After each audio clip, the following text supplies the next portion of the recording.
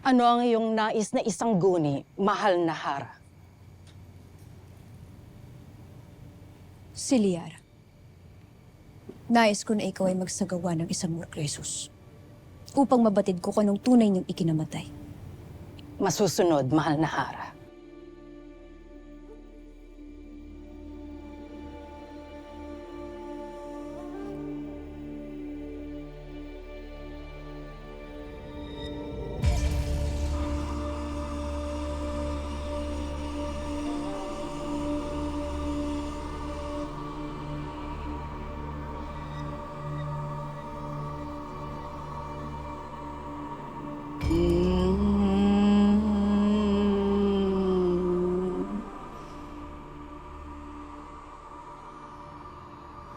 Prestak, Daron.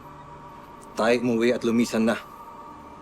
Sapagkat hindi magandang palagi ka na lamang nakabuntot sa mahal na Hara. Masama bang mag-alala sa buhay at kaligtasan ng mahal na Hara? Lalo na ngayon, Cedro. Napas lang na ang nagtangka sa kanyang buhay. Maaari ba? Huwag nating idamay ang ating sarili sa kanilang mga kaguluhan. Isa pa, napas lang na ang Tagalagas. Nangangahulugang ligtas na siya. Hindi.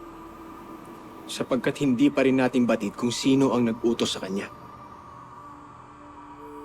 May kalabang higit na makapangyarihan kaysa sa nilalang na yan.